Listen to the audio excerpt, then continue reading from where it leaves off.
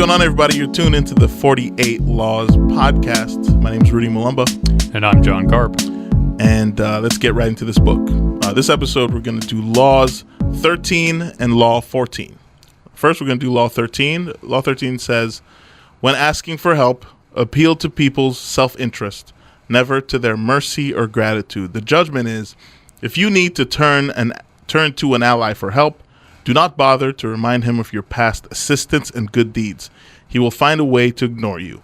Instead, uncover something in your request or in your alliance with him that will benefit him and emphasize it all out of proportion. He will respond enthusiastically when he sees something to be gained for himself. Okay, cool. Robert Greene gave a couple of examples of this. I'll read just one that I think kind of best illustrates this. And it was sort of the lead up to the Peloponnesian War. For those who don't know anything about Greek history, after the Greco-Persian War, that's the war that everybody would know from like 300, right? The Spartans. The Spartans and all that, yeah. So after that war, because Athens played such a principal role in that war, they kind of were sort of like the superpower in the Greek world, you could say, of all these. Because remember, the Greeks were all independent city-states, right? Mm-hmm. So they had started this thing called the Delian League. And, you know, it was made up of Athens and its allies. And Sparta historically was never really keen on Athens. Like, they helped them out, you know, during the Greco-Persian War. But apart from that, they still weren't keen on them. So they started their own little league called the Peloponnesian League, right? Mm-hmm. Named after the peninsula that Sparta is on, okay?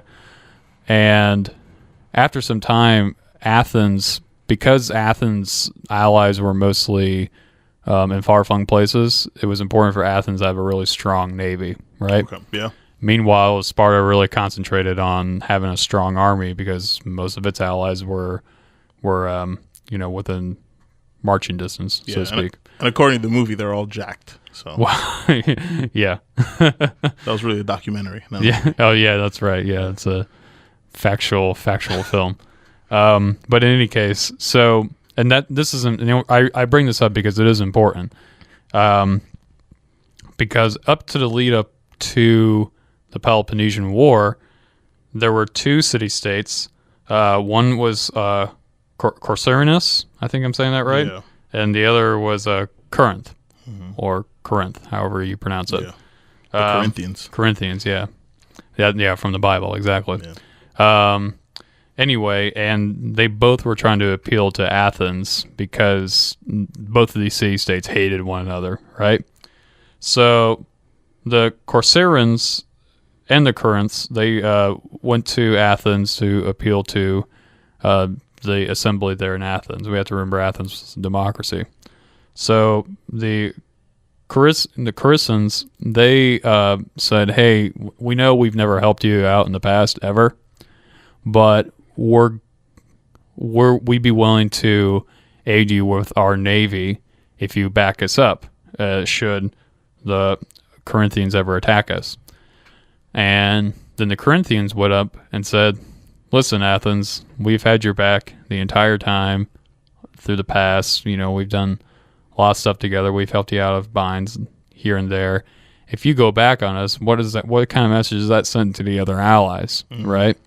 So the Athenian leaders, they convened and made their decision, and they decided to support the Corcyranes. Yeah. And the reason why was because despite the Corinthians being such good allies in the past, it didn't that didn't matter if they could have an even stronger navy. Yeah, you know, they weren't as useful anymore. Exactly. Yeah. So they were more keen to ditch the Corinthians. And as far as Athens' other allies, they were, you know, pretty weak. So they weren't really that worried that their allies would leave them. Yeah. And of course, you know, as when the Peloponnesian War did take off finally, it lasted like 30 years, and eventually Sparta won. Okay, Sparta won the war eventually, but that's a whole discussion for another time. But the point is that Athens saw what it could immediately gain from helping out the Corsarians rather than the Corinthians, and they went with that instead of, being loyal friends, so to speak. Yeah. One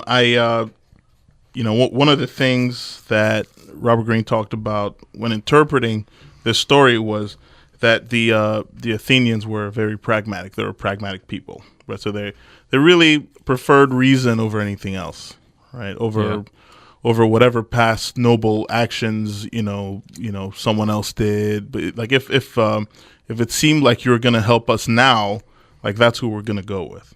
One of the things he talked about in the interpretation was whenever you're dealing with a pragmatic person, they always prefer the future to the past. So it doesn't matter what you did in the past and all the good things and stuff. People tend to look at that as a burden, kind of gratefulness and just just kind of giving you thanks for things you've done for them in the past doesn't do them as much good as you saying, I'm going to help you in the future. So I thought that was kind of interesting. Yeah. Looking at the law as a whole, I think it really fits in well with Robert Greene's. I think there's several themes in this book for all the different laws. I think you can really there's probably like 4 or 5 themes that you could fit a bunch of the laws in there. I think social intelligence is definitely a theme. And the social intelligence theme is really to develop your ability to think inside other people, right? So to try to get inside the minds of other people, see what their what their goals are, see where what their interests are, and you try to match that, especially if you want them to do something that you want, right? So in this case, the way to do that is to, whenever you're asking for help, try to make that help that you're asking for kind of match what their self-interests are too.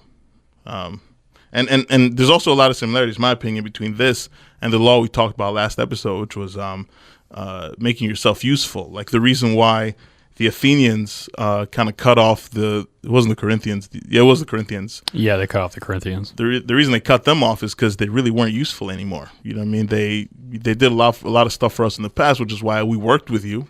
Like he said, they were the preeminent realists of their time. So that's kind of why they did that. But after a certain point, we really don't depend on you anymore. So I think there's a lot of similarities there. But again, even with that law, it was all about thinking inside other people also. So it really fit in, I think, well with that. Yeah. And I think it's I think this law, its effectiveness really varies. Okay. I think if you're dealing with someone who's just motivated by greed, it totally works. Yeah. Absolutely. I think for probably someone who's more giving, I know I'm kind of jumping to reverse a little bit, but I'm just going to mention this one bit, and I'll leave that to you. I think we can have a full discussion on that. Yeah. But before we even get to the first, I mean, based on what you're saying, I think I kind of have a. You get what I'm saying. Like if you're a giving person, you're not going to really appreciate someone being like, well, I'll do this if you do this for me, kind of a thing. Yeah. You're like, I just want to help people, man. Yeah. You don't, to someone who's like that, it's not going to be as effective. Okay. And I think for everybody else, like who are in the middle, who are average, or even your friends, it's really touch and go with this particular law. Yeah. I mean, I know like if you're always asking for help from your friend, at first they'll be willing to help you out because they're your friend, right? Absolutely. But if you keep asking them, you never do anything in return. After a while, it's gonna be like, listen, dude, you got to cut this out. This is ridiculous. Like, we can't be friends if all you're doing is just using me. Because it's exactly what it would be perceived as, is you're just being used by somebody. You're using that person. To play a little bit of devil's advocate, I think Robert Greene would probably say, based on what he said in the book, he'd probably say that most of what people do for their self-interest. So even that situation where you and a friend, you have a relationship with someone, and you kind of perceive that person using you, right? Stephen Covey kind of broke it down in a way where he said, really your relationships with people is kind of like a bank account, right? So if you're overdrawn, the person's not going to do anything for you, right? So, but if there's a lot built up in there, then the person might. And so I think that ties into just someone thinking like, okay, I'm going to do this thing for this person because they're kind of worth my time versus them not being worth my time. And some people would say that that's them acting in their self-interest as well. Yeah, and I don't think there's really anything wrong with that. I think that's only one aspect of a relationship, you know. Just to give you a personal example, I drive a pickup truck, and if you drive a pickup truck, you always have friends because everybody always needs something moved. Yeah. You know? Yeah. And that's cool, and I don't mind helping people, but generally speaking, if I do help somebody move something, like when I was in college, I was always moving people. Usually they'd have like a barbecue, that me and other people were invited to. So it was always just kind of it was never an issue. Yeah. Right. But if that same person was constantly like week after week, like, hey, can you move this bit of furniture? And we're like, oh, hey, thanks, man. What up? Yeah. And then do anything to help me. Yeah. After a while, I'll be like, no, I'm not your delivery service. Absolutely. I think the main thing that I got out of this chapter was, or one of the main things I got from it was that that Robert Greene, I think, made a case that this rule works for any type of person, right? So like for people who are more greedy and power hungry and things like that, I think their interests are easy to pick up on, and because of that, I think the law really works well for them.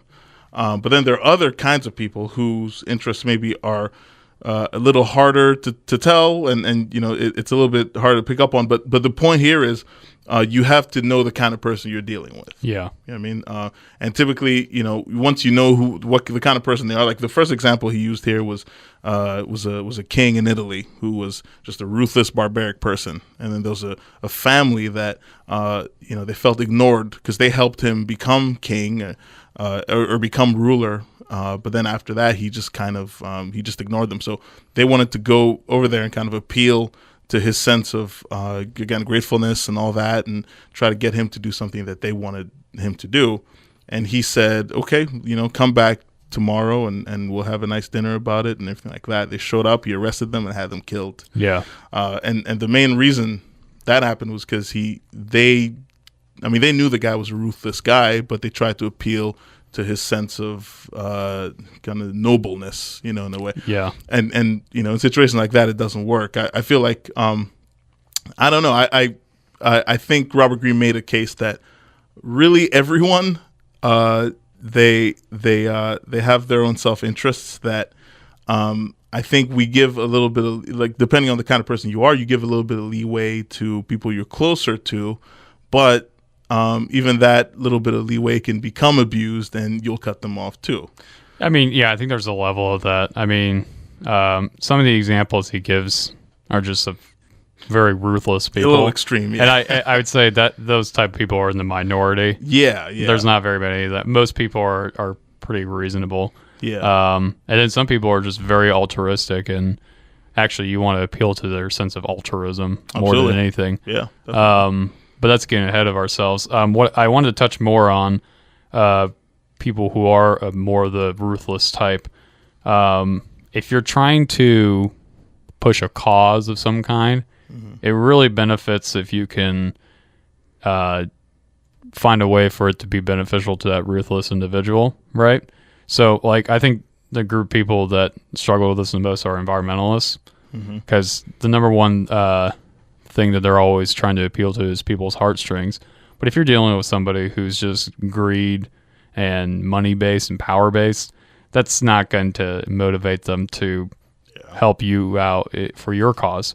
So I think environmentalists in this particular case have to find a way to promote their cause that will also, suppose, let's say, having a cleaner water will allow us to boost the economy, because then we can bottle that water and sell it or something like that. Absolutely. And you can get a cut of it, something like that. Absolutely. That would be more appealing to a greed-based person than just saying, hey, our water's dirty, let's clean it, Yeah. And it's not just environmentalists, it's all causes that kind of aim for a higher ideal. Yeah. I think I actually just thought of this example now, but if you think of fast food chains like McDonald's or Chick-fil-A or whatever else, you'll actually start noticing that the past like 10 years or so, they started selling like salads and things like that. I think for years they didn't even touch that because they knew that, well, they thought that people really weren't going to buy it and things like that. I think once they started seeing that there was were interested in kind of healthier options and everything like that. Because again, the way a company thinks, I would assume, is bottom line first. So they're looking for the money to come in. They want to see if it all works economically. So I think to start seeing that trend where more kind of unhealthy fast food stores and stuff sell kind of healthier alternatives means that they kind of had to see that new perspective, or they had to have been convinced in some way by someone else who saw it their way and could convince them, like, look, you could actually make more money if you go this route. I feel like that kind of works. Well, definitely. I think the consumer's most powerful vote is what they purchase. It's their dollar. Absolutely. If there are practices that a company is doing that you find, just completely immoral and against what you believe in, then stop buying from that company. Exactly. Buy from a different company. Definitely. Yeah, you might have to pay more for whatever it might be, but if you're really serious about that, why not do that? I just saw this really interesting documentary about cocoa farms in Africa. Mm-hmm. It would be, let's see, what country was it? I think it was Sierra Leone. Sierra Leone. I think West it was Africa. Yeah, it's in Western Africa. Yeah. I think it's Sierra, or maybe no, it was Cote d'Ivoire. Okay. So Ivory Coast. Ivory Coast, yeah. Yeah. They're big in chocolate, chocolate harvesting, and they get a lot of their workers as like basically a lot of their workers actually come from Burkina Faso, which is economically much worse off than Ivory Coast is. And what happens is the uncles or sometimes the parents of children from Burkina Faso will sell their children into like indentured servitude, right? And they'll work off, whatever debt they're owed to whoever by having this kid work at a chocolate farm or chocolate plantation, wherever it is. And so in essence, these chocolate harvesters are getting indentured servitude. You could almost call it slavery. For a certain amount of time. Yeah, to harvest their chocolate. And that chocolate, by the way, goes to big name companies. A lot of those companies are getting chocolate harvested from those kids. Yeah. So now, and the knowledge of that for me now leads me to go, well, I'm not going to buy that stuff anymore because I personally have an issue with that, right? And I think if more people knew about that, they would also cease buying from those companies, and it would force those companies to get their chocolate from some other more ethical source. Absolutely. So, it definitely takes people to be informed about that particular, about whatever the issue may be, and then to buy according to how they want to see this world operate. Yep. Right. Yep. And good God, for something like chocolate, you really need it. Yeah. You really need it. Like, come on. Yeah. It makes sense. It's all about tapping into what the person or entity you're trying to, I guess, fight against. In this case, you have to tap into what's most important to them. As far as people who are greedy or people who will do sort of immoral things for the bottom line or for money or whatever, you kind of have to work on their level too. Then, if they're doing that because they make the most amount of profit from it, if you don't spend your money in that way, it'll hurt their pockets. And they'll be like, okay, let's find a more ethical way to do this because we're getting a lot of pressure. Exactly. And so that definitely makes sense. And I think that's a clear application of this law. And I think any kind of big social change that's ever happened has always been successful when it was done by civil disobedience. Absolutely. As opposed to violence, because governments have been fighting violence with violence. Absolutely. For thousands of years. They know how to do it. But what they don't understand is just straight up disobedience and peaceful disobedience at that. Because they don't know how to control it. Exactly. And the way I worded that definitely comes from John Lennon. There's an interview you can see of him called "I Am the Walrus." No, not "I Am the Walrus." It's I Met the Walrus." It's referencing the song "I Am the Walrus." Anyway, watch that little tidbit. It's very short, but he really gives a good description of what it is that I'm talking about, how civil disobedience works. Okay. And in any case, if you've ever noticed, when I was reading this chapter, I was thinking, well, this law can't really apply because how do you explain phenomenons like Gandhi, Nelson Mandela, Martin Luther King, stuff like that, who were able to get huge support from the populace to change the policies of a corrupt or at least unequal society, right? Yeah. And the reason is because they weren't appealing to the powers that be. They were appealing to the people. Yeah. And if you get enough people on your side to, either make India an independent country, to end apartheid, or to end, segregation, if you have enough people on your side who are united against this cause, it's going to put pressure on the government to relent and, give in to the demands of the people.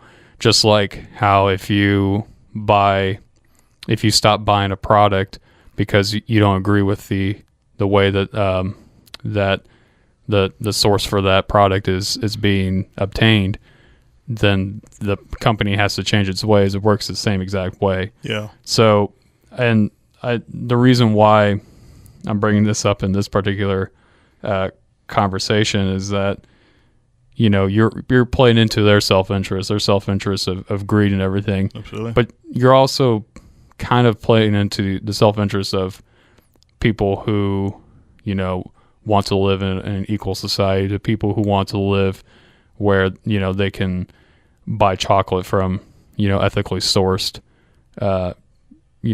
production companies. Yeah. So I think it's a law that can be used for altruistic means. Yeah.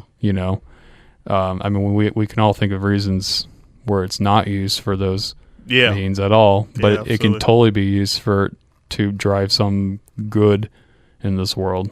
I think if you strip it as much as you can down to the bare bones, all it's really saying is, in order to really get people to do what you want, but not even that. In order to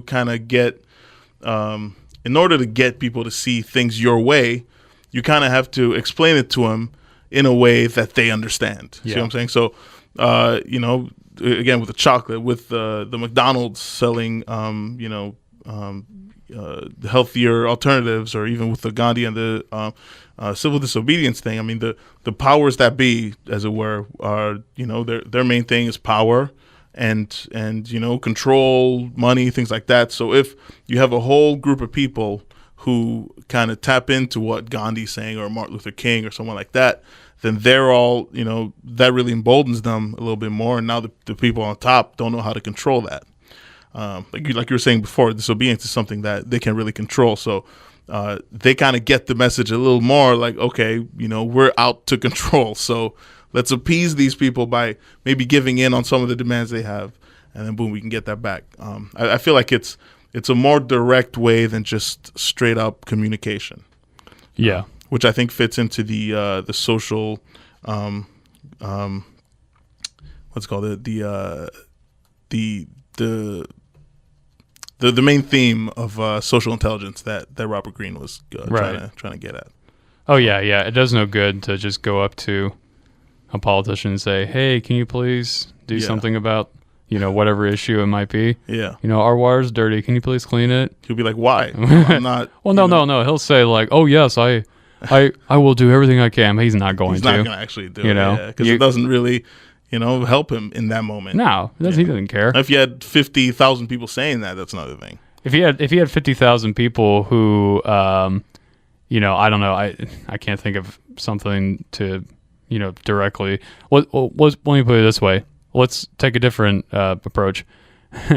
if you had 50,000 people who were outside of like those separation areas where they separate the migrant kids from their parents, if you had 50,000 people outside of those facilities not letting anybody in, then okay, now you're putting you're putting the government in a tight spot, and they're going to have to do something about it to relieve that issue. Absolutely. Or in the civil rights time, if you and your friends of color are sitting in a whites only restaurant and you refuse to move, right? And then the government has to address that.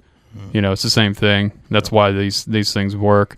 And if you are going to engage in that, just be prepared for the consequences of doing that. Sometimes people will respond violently, as we saw in the civil rights. They just fire hoses at people, and when the kids that were sitting at that diner in I think it was in Alabama doing that, they people were like smacking them in the back of the head and everything and yelling at them. So people just have to be prepared for stuff like that. But if it's a worthwhile cause, like civil rights and all that, definitely it's worth it. Yeah. I think you said it best. There's certainly negative ways to use this law to kind of benefit whatever immoral use, your moral goal or whatever it is that you have. But there are definitely a lot of ways to kind of advance kind of more important, kind of more kind of sophisticated moral kind of causes also, as we kind of talked about. And I truly don't think there is a reversal to this law. I'm almost 1,000,000% behind this law. I think it holds all the way because it's I think it's just very indicative of human nature. I think and it's just a wise way to communicate. Like by I think one thing that Robert Greene kind of points out a lot with social intelligence is just a way to communicate that's above communication. It's above just saying, this is my point, this is where I stand, and this is where you stand. Because I feel like when you do kind of more direct communication that way, or arguments in that way, you kind of tend to stay on the same side that you are. But if you're able to show it in another way, either through actions, through symbols, or this way by tapping into what the other side's self-interest is, you make your point not necessarily more valid, but the other person can see it from their point of view, from their context. Yeah. So. Oh, I agree. I think it's definitely a valuable law. I don't think you need to use it all the time, but it's like one of those things where, when the moment's right, this is something you can use. Absolutely. For sure. Absolutely. Shall we jump into the reversal? Yeah, let's talk about the reversal, which we kind of touched on a little bit right now, a little bit earlier, excuse me. But the reversal just talks about the kind of people who don't necessarily respond to you asking them about doing something and appealing to their self-interest, but more. So if you go up to someone and you ask them to do something and you say, hey, you'll win out of this deal because you get A, B, C, and D, and they go, no, it's not about that for me. I just want to give, or I just want to do whatever. Robert Greene actually in the book points out that a lot of times the reason why some people might claim that they're doing things for more altruistic reasons is because they actually want to feel like they're better than you. They want to feel like I'm doing something for a greater cause than you. So in that case, he's saying, let them feel that way. You know what I mean? Let them help you in order to make them feel better about themselves, and let them feed their ego in that way. So he's saying, so really what he's saying is I don't think there's really a reversal then, because you're still using the law. You know what I mean? It's not anything anti the law. I don't think I fully buy into it.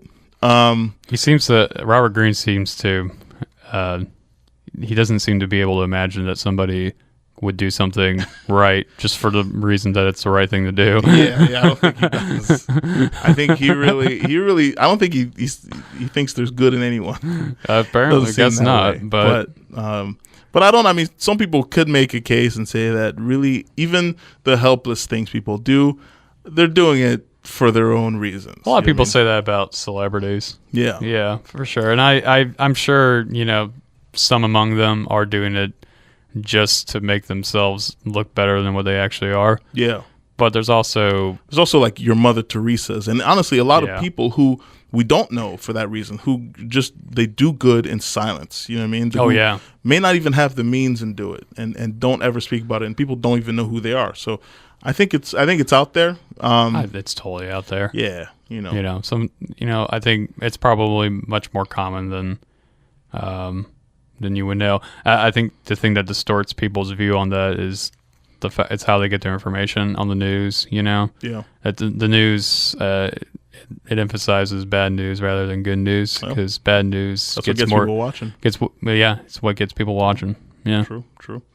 So all in all, I think the law holds. Yeah, it does. I think, like I was saying before, it taps into human nature, and it really just. I'm behind it 1,000%. Yeah. I'm maybe not 1,000%, but I would say have it in your tool bag. Yeah, for sure. It's good to use. Yeah. And then let's switch gears to law number 14. Law 14 says, pose as a friend, work as a spy. The judgment is, knowing about your rival is critical. Use spies to gather valuable information that will keep you a step ahead. Better still, play the spy yourself. In polite social encounters, learn to probe. Ask indirect questions to get people to reveal their weaknesses and intentions. There is no occasion that is not an opportunity for artful spying. Yeah, and the example that he gave was of this art dealer named Joseph Duveen. Oh, yeah. Who made a name for himself by getting some of the wealthier clients in the United States. And there's one individual in particular he wanted to make a client. It was this guy who's an industrialist named, what was his name? Oh, Andrew Mellon. Anyway, and Andrew Mellon was had a reputation for being very difficult to get along with. And all the other art dealers were like, dude, Joseph, this ain't gonna happen, man. Yeah. And Joseph's like, you watch. And not only am I gonna get this guy as a client, but I'm gonna be the only person that he, does dealings with. Yeah. So you're probably thinking, well, how did he do that? Well, Joseph Duveen, you could almost say, kind of stalked Mellon, and he did so by putting Mellon's staff, his personal staff, on his payroll. So his butler would, do his day's work and then meet up with Duveen later in the night and go, yeah, well, he's into, this type of painting now and this kind of art and blah, blah, blah. And, he likes to, he likes to throw his toenail clippings at his cat or something, like some of the most trivial information. It didn't matter. Like Duveen wanted to know it. And, eventually, it says in the book that Duveen knew Mellon almost as much as Mellon's wife knew him. Yep. And finally, it came to a head when Mellon went to London. And Duveen decided he was going to go to London too, and he would get the suite below Mellon's suite. And he set up to where, or I should say, Duveen set it up to where his valet would befriend Mellon's valet. And so both of the valets would, talk about like where their bosses are going to go that night or whatever. And Duveen got word from his valet that Mellon was going to head over to the art museum. And so this is when Duveen decided to pounce. So he quickly gets his coat on and serendipitously, in quotes, meets Mellon in the elevator. And it's just very pleasant and really easy to get along with. And Mellon had heard about Duveen, and he heard he was obnoxious and all that. And Mellon was really kind of awestruck because everything that he had heard about Duveen was not at all what he was experiencing. Yeah. And they ended up going to the art gallery together and were walking around, and, Duveen was like, oh, yes, I agree with you on this, that, and the other. And yes, I think that's in poor taste, or no, I think that's in great taste, right? Yeah. And eventually Mellon just was like, you know what, I like this Duveen guy. He's all right. We have a lot in common. And when they went back to New York, Mellon went to, Duveen's collection. And he was like, oh my gosh, I love everything you have here. Mm-hmm. And from then on, Duveen had a client in Mellon, and Mellon would only go to Duveen for whatever new artwork he wanted. Very, very interesting law and example.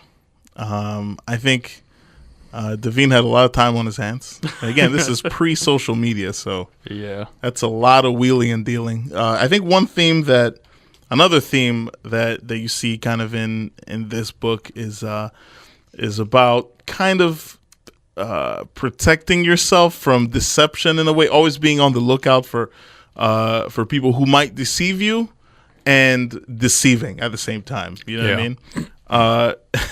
And overall, I don't necessarily see the good in that. I don't see I guess you could find yourself in situations where you need to kind of watch who your friends are, who people, you know what I mean? Like, but overall, I think these kind of laws, I'm not always 100% with. I think it's only really useful in like a handful of situations, like political for sure, militarily, absolutely, business to an extent. I mean, if you're an exceptionally ruthless person, you probably would use this. Yeah. But if you're another business, something you have to look out for, so that somebody doesn't steal your burger recipe or whatever, right? But it's I think for your general life, you don't really need to be spying on people. And if you're always fishing for information about people and someone finds out about it, it's gonna get around. Yeah, it's gonna get around. People are like, this guy's just a gossip, or he's just I don't want to hang out with this guy. Absolutely. I mean, granted, he's doing Green, advises to be very stealthy about how you get your information. Yeah. But even so, like you're in a general party atmosphere. Yeah. What are you going to learn about somebody that's really going to be useful to you? Seriously. Not really anything. Yeah. But that being said, I think if you look at this law in a sort of different lens, to where you're not looking at it as, oh, you're spying on somebody to take them down, but you're looking at it in the way of you're trying to get information and be informed, I think it's very applicable. For example, if you're applying for a company, it really is intelligent to learn about as much of that company as you can before you go to the interview. Yeah. And then when you go to the interview, interview the company. Yeah. I think a lot of people, when they go to interviews, their mindset is, oh, I'm being interviewed. Absolutely. And yeah, you are, but that's not why you're going. Exactly. That's why the company wants you there, but you're going because you're going to go interview the company and figure out what they're about. Is this a company I want to work for? Absolutely. Yeah. A lot of people, especially when they're interviewing for companies, I know I've been in situations where I'm going in for the interview and I really want this job, or I really want a job, period. So you get in a situation where you'll sit back and just be interviewed without interviewing, because to you, I want the job. This is it. You know what I mean? They don't have to do any work to get me. They already have me. Yeah. When I think it's good to have that outlook, like, okay, I'm here, but I also want to see what you guys bring to the table. Yeah. And in which case you could use this law. But also, I think this brings up an interesting topic also about conflict. Apart from, I think the main use, there certainly are some uses, like, getting information, like you just pointed out, but I think for this kind of law, the main use would be conflict, I think. And we're talking just conflict with people, it doesn't have to be like wars or whatever, but just conflicts you have with other people. In which case, how important is conflict? I mean, is that something that no matter who you are as a person, you're going to have to learn how to deal with? Or if it's something where you're just going to have to kind of, maybe shy away from, you know what I mean? You're always going to have to deal with conflict. In which case, then, would a law since you're going to deal with conflict, would a law like this be useful then in those cases? Possibly. I guess it depends on what kind of conflict. But. Yeah, I'd say like very rarely. Well, what do you think? You tell me what you're thinking. What situation do you think you could use this in a conflict scenario in your general life. Yeah, I mean, I guess, if you're trying to bring someone down, I don't know. I think that's as, I don't know. Let's say someone is bad mouthing you. Let's say someone is maybe spreading rumors about you or whatever. Right. Or someone's trying to get at you someone's trying to, like ruin your reputation or something like that. I mean, yeah, you can, but again, it kind of gets back to the point, like, by the time you did all that, was it really worth it? Yeah, exactly. You know what I mean? Like you're saying, an eye for an eye makes everybody blind. Well, yeah, that for sure, but I don't know. It's retaliation in that way is what you're saying. But because like we're just dealing with like your general life, like really, no, it's not. I don't know. I mean, I suppose there might be some situations where you could, whip this law out and give it a whirl, but again, unless you're doing something like politics or definitely war, not definitely. Really. It's one of those things. I mean, you could definitely pull the example of Joseph Duveen. Okay. Yeah, he was he was a salesman. Yeah. I feel like that's a great sales trick. Yeah. I think it's an important sales trick, actually. Yeah. To learn as much as you can about the client so you can kind of get... And really, again, he was tapping into his client's self-interest also. Yeah, I mean... He saw what kind of things he liked. And I would draw the line at, like, overt stalking. Stalking's not good. Yeah, I feel like he kind of was like... It's not recommended. Yeah, I feel like Joseph Duveen was kind of walking a fine line there I think he was. with that. But, But, I won't say this law doesn't have any application at all. I just say it's very few and far between.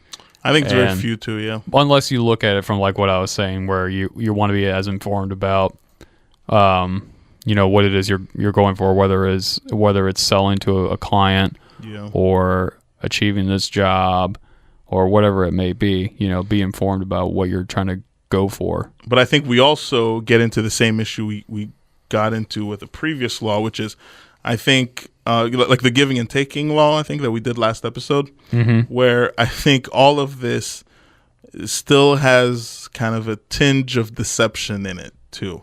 Sure. I feel like the way Robert Greene talked about it in this book, it's in this law specifically is if you're trying to the aim is to deceive. So right. Be vulnerable with people, but don't tell them the truth. Like, be vulnerable about something, and then they'll be like, okay, we like this. I like this person, so I'll be vulnerable too. And then they offer up real info, and you offer up fake info. You know what I mean? So you learn from them. You put them in situations where they can be vulnerable, so you can get useful information that way. But it's always tied to deception in a certain way. But that's the thing. Yeah, it is, but that's the thing about it. Like, to actually use this law in like a general life context, why? You know what I mean? Yeah. All you're doing is just being a gossip. That's what a gossip is. Exactly. This is basically the sort of thing that gossip spreaders follow. Yeah. And nobody likes people like that. They're annoying. Absolutely. So, and when people realize that this is what you're doing, they're going to avoid you. Yep. It hurts your reputation. Yeah. And you're supposed to hold on to that. For dear life. I mean, I totally get like why politicians do it. I totally get why especially why military does it, because you're trying to spy on the enemy. Absolutely. I totally get that. Yeah. But like when you're talking to Joe Schmo, like really? and the law is pose as a friend. Yeah. So really pretend to be a friend in order to get information from someone. Yeah, that's just being an asshole. So, I think we're But I will say though, before we wrap this up, I think being aware that people will use this, because even in day-to-day life, there are people who will use this for God only knows what reason, right? It's definitely wise to be aware that people are using this law, absolutely, especially in today's age with the internet. It's people have to be careful what they put up on the internet, because if you put something up on the internet, it's pretty much there forever. Yeah. Okay. So you really don't want to put anything that's going to cast you in a bad light, right? If you're wanting to get a job somewhere and you're like a closet neo-Nazi or something, Don't be putting swastikas all over your Facebook or whatever. Or maybe here's a more relatable experience because I just pulled that one out of my ass. The old neo-Nazi example. Here's the completely unrelatable neo-Nazi example. Let me pull one that's way more relatable. If you're an underage person and you're wanting to get a job somewhere, but on your Facebook there are pictures of you getting drunk and puking in the toilet and all that, company's not going to be keen about hiring you. Yeah. And don't think that companies don't check social media, because they do. They have to. We live in a media world now. Yeah. Like you have to.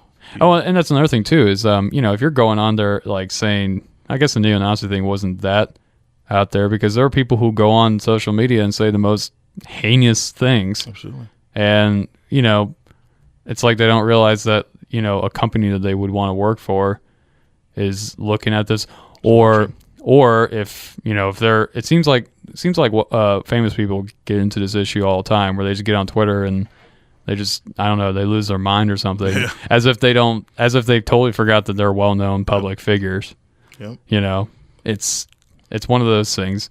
And also too, maybe on a more relatable level, I don't think you really need to be going on social media and like spilling your heart out, and being like, oh, I'm so alone, nobody loves me, or nobody understands my disease or whatever. Yeah. Like, don't do that. Yeah. That makes you come off as really weak and needy, and that's not a desirable portrait you're making of yourself. I think at this point, this is just great advice you're giving. Well, I'm just saying, guys.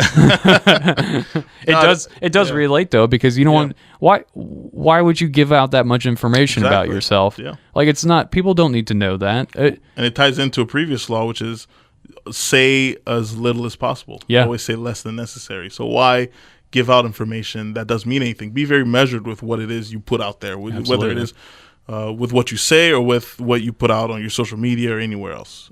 Try to keep that as guarded as possible, unless you have to. Sure. Yeah, there are situations where you have to reveal what's going on. Sure. Yeah, and I feel like and this also ties into another kind of theme with this book, which is to kind of be aware of kind of the ends that people go to deceive or to get information or whatever. To be aware of that, and I think he pushes to participate in that also. In this case, to because there's people out there who have bad intentions and who are spying on you, even though again, we don't really see the usefulness of this law per se with where your role is to participate in it. But there are people who are trying to spy on you, so it's good to be aware of that. Which actually ties into the reversal. The reversal is, be aware that people are trying to spy on you, and really give out fake information so that they don't get the real you. So everything that they do get, that they try to use in a malicious way, is going to fall on their face, because it's not going to be the real you. I think the example was of, I think it was a war. I think it was World War I or II, one of the wars. This is World War II. World War II. Yeah, I know what you're talking about. Yeah. When the Germans were bombing London. Yeah. Yeah. Yeah, I think the Germans sent a spy to London, and the English found out, so they flipped him. And so he was giving back fake information. Yeah. So then when they were trying to send bombs, they were sending them to the wrong locations and bombing just fields and people or something. Or unfortunately bombing cows, which, if they're in India, it would have been a bigger deal.